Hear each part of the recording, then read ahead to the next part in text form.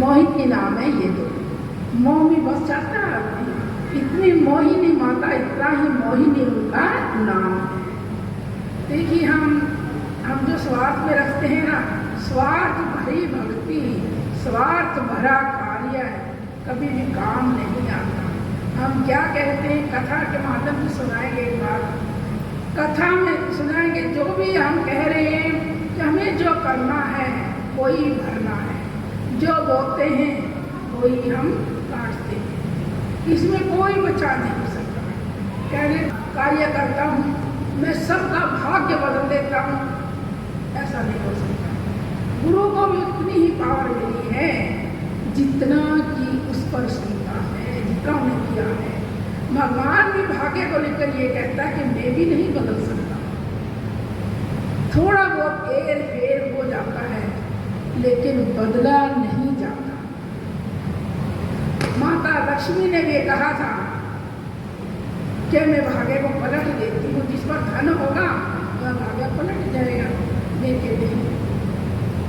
असूलों के अनुसार, विधि विधान के अनुसार कोई किसी को नहीं पलट पाता। देखिए ब्राह्मण देवता थे, बड़े विद्वान, बहुत ही प्रचंड विद्वान थे, प्रकर्मी थे और कर्मकांडी थे। जो भी वे कर्म के तहत पर चलते, इतना नियम पालन करते थे और जो भी कोई आता था सबके दुखों को दूर करते थे, सबकी भाग्य रेखा बताते थे, हाथ की रेखाएं बताते थे। जो कोई जैसी भी समस्या रखता था उसको वैसा ही दान पुण्य भी बताते थे, कर्म भी करने के लिए बताते थे, लेकिन हर किसी का कार्य संपन्न होता था। कहाँ रुकता था कार्य? जब पंडित जी ने कहा ये दान, ये निकालना, ये करना है, वहाँ पर आदमी हाथ से उठ जाता है, कार्य अधूरा रह जाता है। कहता कि ये आपने इस मंत्र का जाप करना है, ये पूजा करनी है, 2 दिन 4 दिन करेंगे। पंडित जी काम तो हुआ ही नहीं। देखिए भगत जनों, माँ के देवी, ये बाजार का सामान तो नहीं है, खरीद कर हम पूरा कर लेंगे 2 दिन में, 4 दिन में, 2 हफ्ते में, 2 महीने में, ऐसा हो सकता है। लेकिन भक्ति, दान, कर्म, निष्ठा ये कभी पूरी नहीं हो सकती संसार में। चाहे कोई कितना भी चतुर बन जाए, लेकिन नहीं हो सकती। ये हमारे काम आएगा, हमारा क्या कहता है, हमारे बच्चों को भी काम आएगा, हमारे बड़ों को भी काम आएगा। कैसे हो सकता है? बच्चों के काम आता है जो माता पिता की सेवा करता है, उनका आशीर्वाद लेता है सुबह उठ के, उनको अवश्य उनके काम आता है। तो उस ब्राह्मण के कोई संतान नहीं की, काफी दिन ऐसे चलता रहा। सब कहने लगे आपको कोई संतान नहीं, आप ये कार्य कर भी रहे हो, क्योंकि ब्राह्मण के घर में कहा कि सबका बाहर बोझ उठाना है और उसका काटना भी हमें है, उसमें हमारा दिन रात लग जाता है। लेकिन तब भी हम इस कार्यभार को उठाने में असमर्थ रह जाते हैं, कोसा भजन करना पड़ता है किसी के दुख दर्द काटने। तो इस समय ऐसा आया, गंगा जी स्नान कर रहे थे और वहाँ ऐसे विचार भी है पंडित जी के मन में कि माता सभी बोलते हैं मुझे भी एक उत्तर दीजिए। क्या हुआ? माँ की कृपा से, गंगा मैया की कृपा से, माँ दुर्गा की कृपा से, माता लक्ष्मी की कृपा से बड़ा सुंदर पुत्र हुआ उनके साल के बाद। और इतना अच्छा पुत्र हुआ, उन्होंने देख कर से माता पिता दोनों सी के पालन पोषण में लगे और दिन पर दिन बड़ा होता चला गया। और देख देख कर उनके माता पिता बड़े खुश रहते थे कि घर में संतान हुई तो रौनक होगी। तो ऐसा सभी के घर में होता भी खुशियाँ थी। जब वो बच्चा 8-10 साल का हो गया, देखता रहा रोज पिताजी तो रोज दरबार लगाते हैं और रोज रोगिणी आती है। कहने लगे पिताजी आप इनको क्यों बुलाते हो? कि बेटा मैं इनको यूँ बुलाता हूँ, इनका भाग्य देखकर इनको बताता हूँ, इन्होंने जो उपाय करना है वो बताता हूँ, ये नहीं करता जो उपाय रह जाता है, उसका कार्य नहीं बनता। क्यों भाई? कोई भी उपाय होगा, कोई भी काम, आटा उसनेंगे, गैस जलाएंगे, सब्जी काट कर बनाएंगे, समय लगेगा, बनाना पड़ेगा ना। अच्छा आटा थोड़ी डाल देंगे गैस में, रोटी बन के आ जाएंगे। दरबारे की जय। तो उन्होंने कहा बेटा मैं जो भी उपाय बताता हूँ वो उन्हें करना पड़ता है, जो नहीं करता है उनका भाग्य नहीं सुधरता। अच्छा ऐसा है, मेरे पिताजी इतनी विद्वान और इतना कुछ जानते हैं। तो 1 दिन 2 दिन 4 दिन बच्चे के मन में बात घूमती रही। कहने लगा पिताजी मेरी भी बात बताओ ना, मैं क्या बनूंगा बड़ा होगा? मुझे कुछ अच्छा बनना है ना, और सब पढ़कर बड़ा बनना है। बच्चे के विचार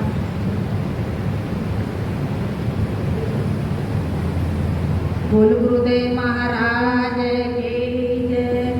उन्होंने कहा पिताजी मैं भी आपसे बड़ा होगा, मुझे तो पता ही नहीं था, आप सबका भाग्य बता दे पर मेरा भी बताइए मैंने क्या बनना है।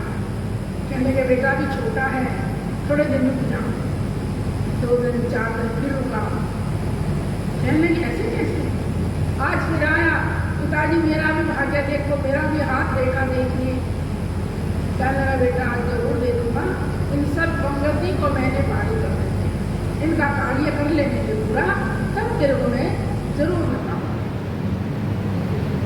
सब चले गए और पिताजी ने सोचा कि अभी मेरा बेटा रोज कह रहा है चलो अब देखता हूँ। मैंने ऊपर तो ध्यान ही नहीं दिया, लाल प्यार ध्यान लगा के कुछ देर तक बैठा रहा, देखने आया भाई पिताजी खाना खाने भी नहीं आए, आज तो थे नहीं। तो उन्होंने सोचा चलो बड़े ध्यान रखें। उन्होंने क्या देखा कि मेरा बेटा बहुत बड़ा विद्वान बनेगा, विद्वान का पुत्र है, आखिर मेरे से भी ऊंचा विद्वान बनेगा, लेकिन छोटे कुल में शादी होगी, ये भी मेरे लिए बड़ी तोहिन की बात होगी। ऐसे ये क्या करूं, ये इसके भाग्य में किसी मछुआरे की लड़की से इसकी शादी होगी। कहने लगा ये कैसे, पिता की बड़ी चिंता होगी। देखिए जो कर्मकांडी आदमी है उस पर थोड़ी सी भी आँच आती है तो बड़े आदमी को मरने के समान हो जाता है। कहता ना धन लुट जाए तो कोई फर्क नहीं पड़ता, अगर सम्मान लुट जाए तो मरने के समान हो जाता है। तो देखिए उन्होंने कहा कि क्या करूं, अब जब मेरा सम्मान ही मिट्टी में मिल जाएगा तो इसका क्या, मैं भी ठान ठाली मैंने भी इस भाग्य को बदल कर ही रहूँगा। देखता हूँ इसका भाग्य मेरे से बढ़कर है। देखिए भगतजनों, पिता ने कहा बेटा तू बहुत अच्छा विद्वान बनेगा, बहुत बढ़िया रहेगा, कोई कमी नहीं। अच्छा बच्चे को तो खुशी दे दी और जो चिंता का विषय तो अपने अंदर झाड़ दिया। सभी इस कथा को प्रेम से और ध्यान से सुने। देखिए हमें क्या करना चाहिए अपने जीवन के अंदर।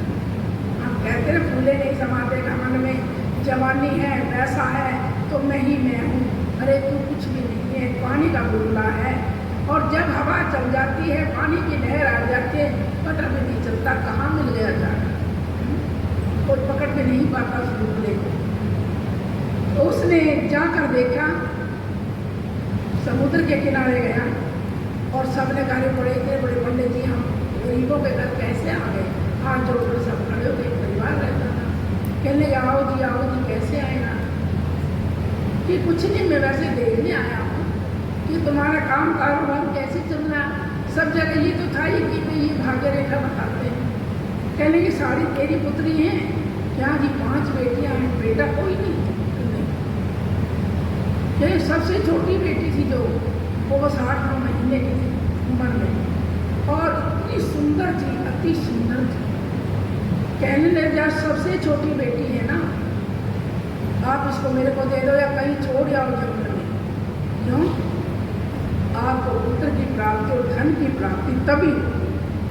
देखिए पंडित जी ने भाग बदलने के लिए कितना बड़ा कदम उठाया। बाप जो हम जो बात कह रहे हैं उसको मानते हैं, हम उसमें गलत कह देंगे, सेवक तो गलत को भी सही मानेगा कि गुरु जी गलत नहीं बोल सकते। ये सबका विश्वास है, इसीलिए उनका विश्वास था पंडित जी का, क्योंकि वो थे भी विश्वास पात्र थे।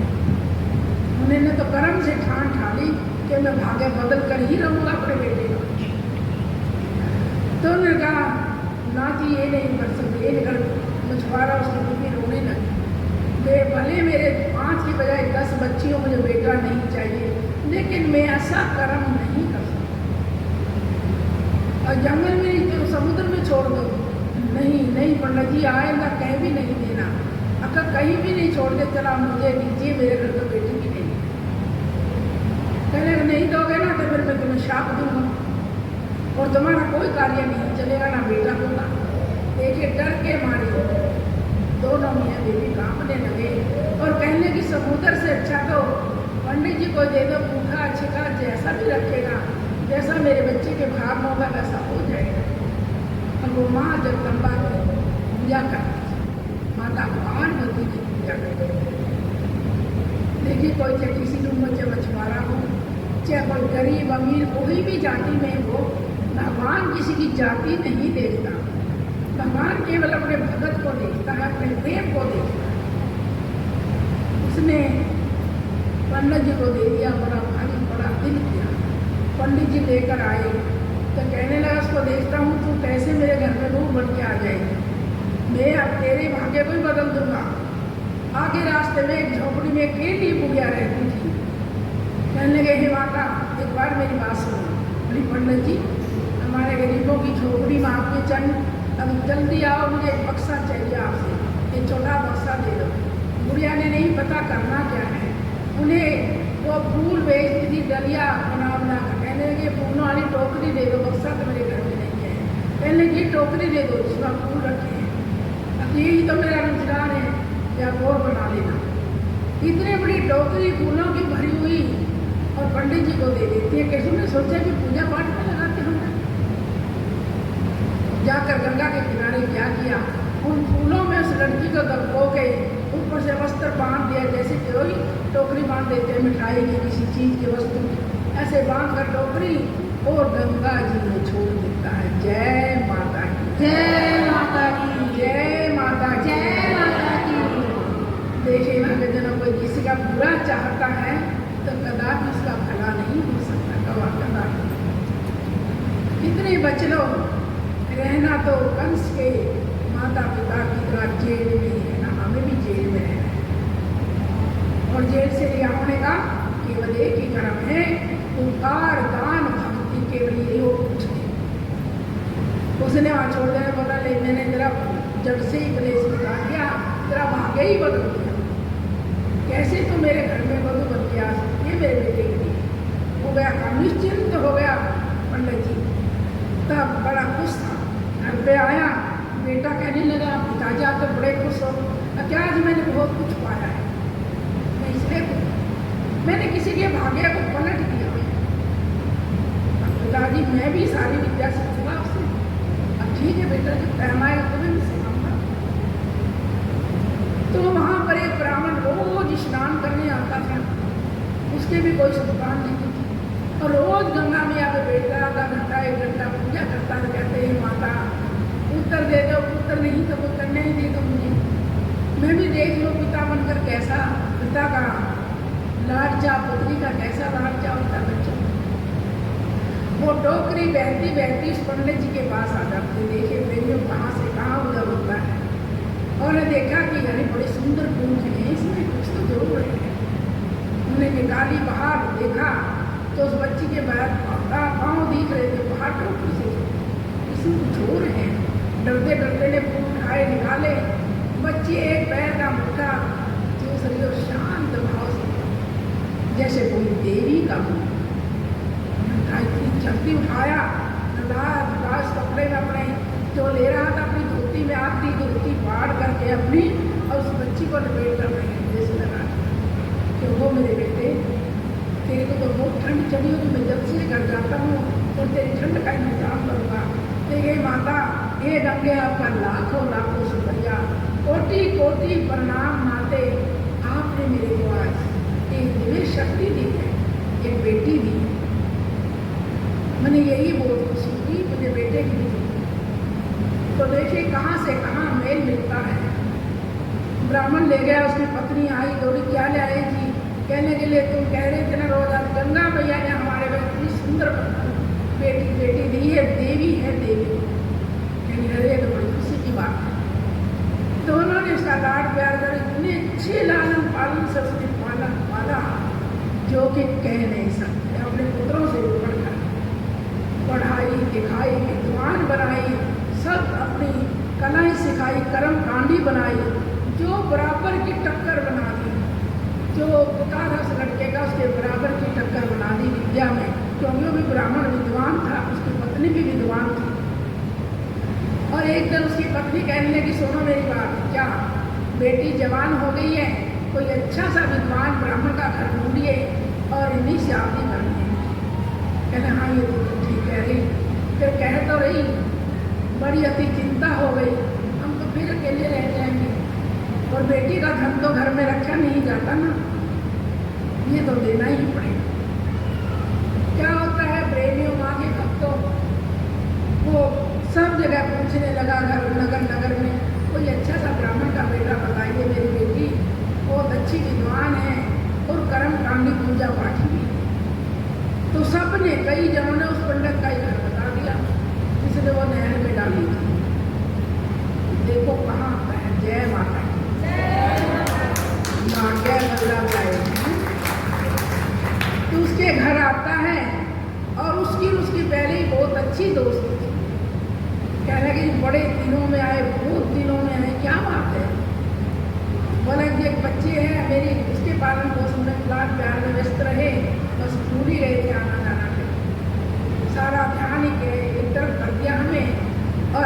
उसी को विद्वान बनाया। मैं आपके रिश्ते के लिए आया हूँ, आपके बेटे के लिए। अब इससे बड़ी और क्या बात है? उसी की बात है। उसने अपने बेटे का रिश्ता ले लिया और माँ की कृपा से बेटे की शादी हो गई। जितना उसे धन्य दिया गया अपनी बेटी को, उतना ही धन्य दिया। और जब वो उसके घर में आती है, पंडित जी ने सोचा इसका भी तो भाग्य देखो क्या है। पंडित जी ने शक हो गया कि वो इतनी सुंदर थी, अब उस पर आंखें ठहर नहीं पाती थी। अति सुंदर थी, हजारों कन्याओं में एक सुंदर थी, जैसे माँ लक्ष्मी का रूप है। तो 2, 4, 10 दिन, महीना, 2 महीना आई न हुए तो उन्हें उनकी भाग्य देखा। अगली तो नीच कुल में जन्म लेकर ब्राह्मण के घर पड़ी। ये तो कोई लड़की तो ना हो जो मैंने नहर में गिरी थी गंगा जी में। पंडित जी को शक हो गया। पंडित जी ने इनके पिता को बुलवाया तो कहने लगे, पंडित जी आपको कितने दिन की बात लड़की, पहले तो बच्चे नहीं थे आपके पास। अब पंडित जी मेरे क्या पूछोगे, मेरे पर तो माता कितना मेहरबान हो गई। क्यों? मैं रोज ही गंगा में स्नान करने जाता हूँ, मार्ग में जाता हूँ, शुरू से ही जाता हूँ। गंगा जी ने मुझे इस कन्या को मेरी गोद में दिया है और मैंने इसे बहुत अच्छा पालन पोषण करा और इसको विद्वान बनाया, ज्ञानी ध्यानी बनाया। तो कहते सब काम इतना कुछ करके भी फिर भी वही मेरे घर आ गई। समझने की बात सोचियो, आपका जोर कितना चलेगा बताइए। किस्मत के आगे भागे क्या कितना जोर चलाओ। तो पंडित जी को भटक गई थी। अरे उसकी जाति तो बदल गई। हर ब्राह्मण के सब दुनिया ने पता ब्राह्मण के घर से शादी हुई तो इल्जाम क्या रह गया। तब भी उसको हजम नहीं हुई। उसने कहा एक ब्राह्मण लोग से, बेटी मेरे साथ चलो, घूम के आएंगे। तो यहाँ कहीं निकली भी नहीं और चलते चलते तेरे पिता से भी मिला ले आएंगे। कहली ठीक है पिताजी। और इतनी सेवा भाव करती थी, कभी चाहे कभी दूध रोटी खाना पीना पूरी देखभाल रखती थी माता पिता के साथ साथ। वहाँ जाकर के समुद्र के किनारे ले गया। कहने का बात सुन मेरी, ना तो मेरी बहू बेटे की बहू है और ना ही वे तेरा ससुर। क्यों पिताजी ऐसा क्या होगा? ये अंगूठी है मेरे हाथ में, ये ले और ये समुद्र में फेंक दी मैंने। जब ये अंगूठी तेरे को मिल जाए ढूंढ कर तो मेरे घर आ जाना, नहीं आना। क्यों? तो मेरे घर आएगी तो तेरे पति की मृत्यु हो जाएगी और अपने पिता के घर जाएगी तो तेरे पिता की मृत्यु हो जाएगी। उसको ऐसा डर बिठा दिया कि वह कहाँ जाए। एक तो सुंदर, एक नवयुक्ति है, जवान है, कहाँ जाए। उस समुद्र के किनारे लहरों को बनती रही, घूमती भूखी प्यासी। एक अच्छे विद्वान ब्राह्मण थे, उनका परिवार चला आ रहा था। गंगा जी स्नान करने के लिए जा रहे थे पैदल। उन्होंने देखा कि इतनी सुंदर कन्या इन निर्जन वन में समुद्र के घाट कैसे घूम रही है ऐसी अकेली। तो खड़े होकर सोचने की कोई ऐसा तो नहीं है, कोई वैसी कैसी माया तो नहीं। देखो अचानक सभी डर जाते हैं। उसके आदमी ने बड़ी थोड़ी सोच कर कहा, बेटा कहने की हाँ जी आप यहाँ कैसे घूम रहे हो? कि मैं अपने समय की भगत की मारी हुई घूम रही हूँ और मेरे पास कुछ ना मेरा कोई है, ना माता पिता है, ना पति है, ना कोई भी नहीं। कि मेरे ससुर मुझे ऐसे ऐसे यहाँ छोड़ रहे, सारी बताई। चलो मेरे साथ। अब देख लो, नहीं बेटा मैं सिर पे हाथ रखता हूँ तो बेटी बना कर लेके जाऊँ। कोई भी कभी आ जाए तो तेरा साफ मेरे ऊपर लगे। मैं इतनी सोच खाता हूँ, यकीन हो जाता है क्योंकि जवान बेटी की जाना आना बड़ा दुर्लभ हो जाता है।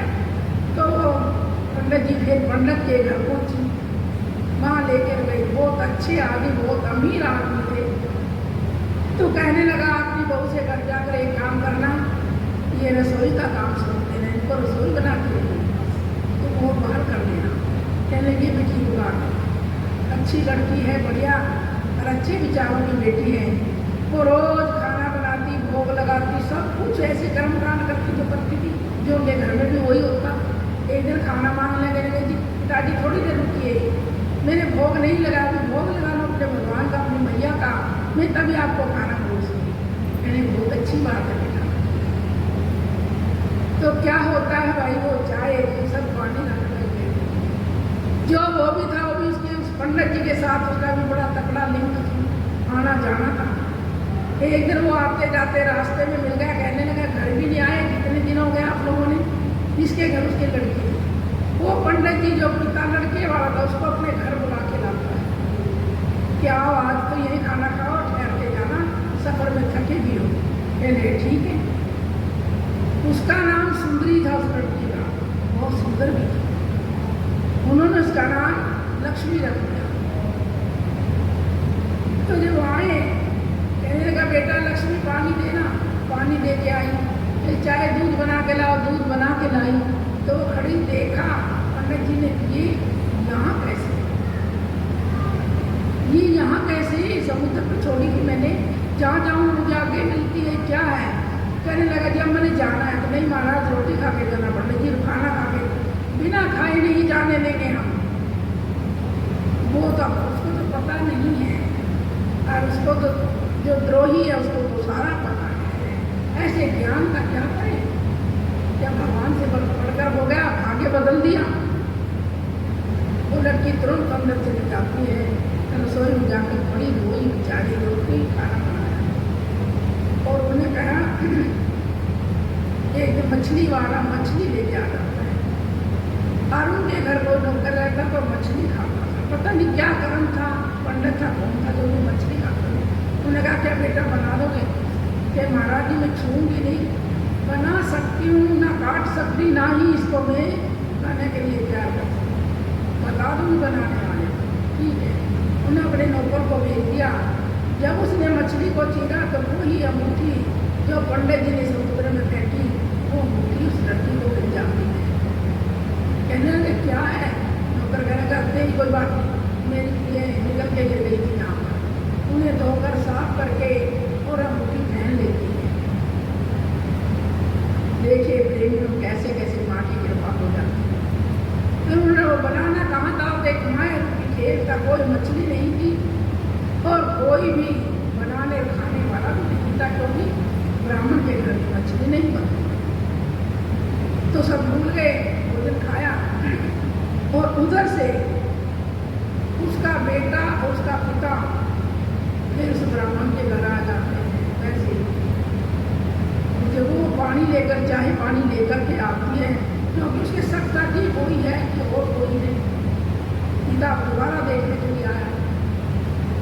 जब लड़का और पिता देखा पानी जल दूध जो लिया हाथ में, तो उसने देखा पंडित जी को पहचान लिया और उसने भी अपने पति को पहचान लिया।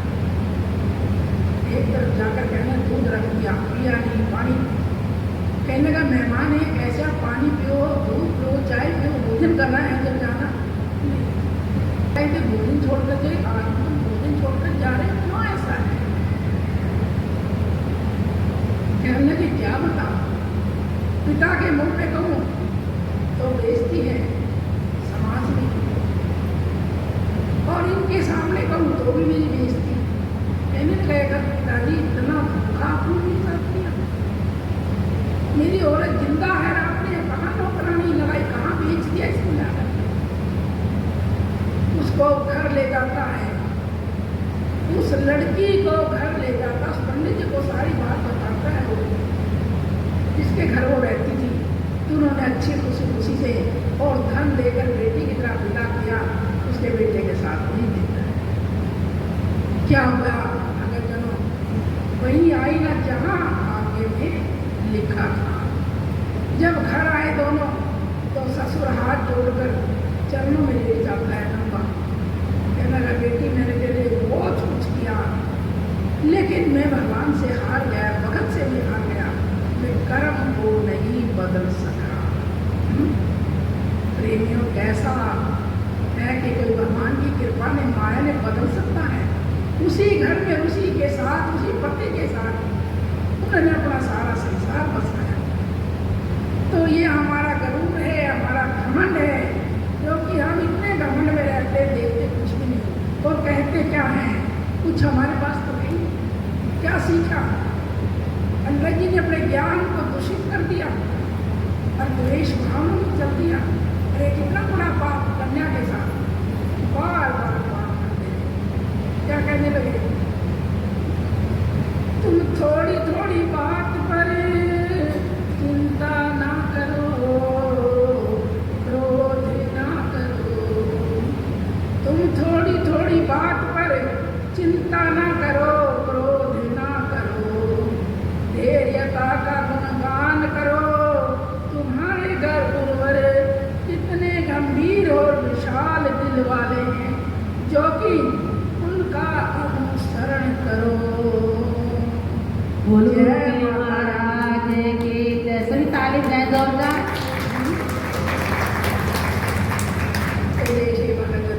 प्रेमियों, गुरु की शिक्षा पर, पिता की शिक्षा पर बच्चा चलता है ना, जब उसकी अच्छी बुरी है लेकिन उसके काम आती है, वो जरूरी है उसके काम आती है।